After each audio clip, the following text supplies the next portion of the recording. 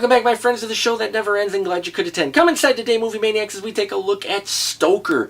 Yes, Stoker. It tells us the story of India Stoker and her mom, Evelyn, who India's father recently passes away in a car accident, and suddenly, out of nowhere, his mysterious and seemed to have disappeared off the face of the planet, Charles Stoker, shows up and decides that he's going to take care of his niece and his sister-in-law while they get through these troubling times. Well, India Stoker doesn't think things are on the up and up with her uncle, and as she starts to dig deeper into who her uncle really is, she starts digging deeper into herself, and in both areas, really deep, dark, creepy things start coming to surface about India and about her uncle. Folks, this is a really dark, gothic coming-of-age story that I really wish I had seen a lot sooner. Had I, it would go in that top 10 list of 2013 films.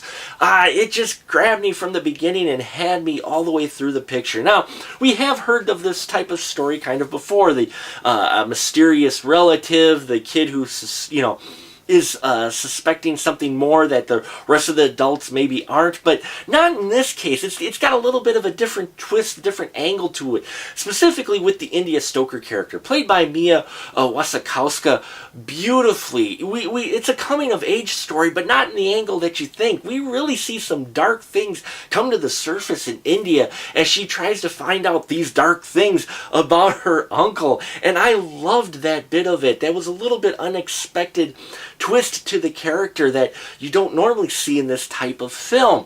Now, Matthew Goode played Charles Stoker, who is the mysterious uncle, and his creepiness was off the charts, and I really liked it. Definitely had the multiple layers in there, telling that something more is going on, but yet very charismatic type of guy, yet very creepy, scary guy as well. So he played that very well. Now, with Chan-wook Park, who's brought us Oldboy and Lady Vengeance and Sympathy for Mr. Vengeance, he brings some fantastic visuals to this film. I'm a big visual guy, so I was eating up all the things that he was doing with it.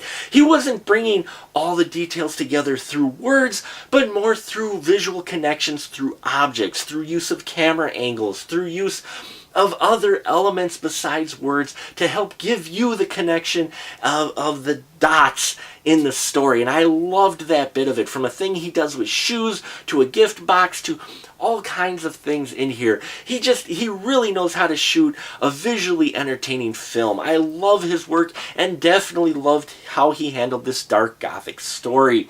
It just had me from the start. The only thing I kind of felt bad about is Nicole Kidman's character, Evelyn Stoker, kind of takes a back burner to the other two main characters in this film, just because, she's kind of the outside looking in at this relationship that's growing between the uncle and her 18-year-old daughter.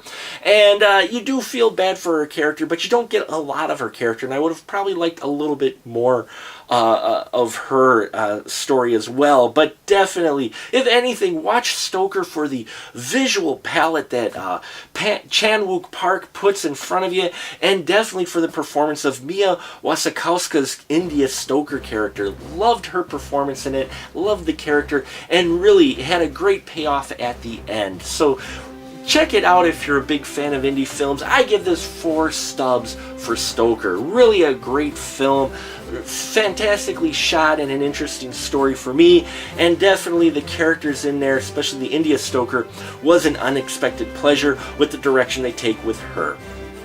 And that'll about do it for us here at The Final Cut. Till next time, folks, keep that ticket stub.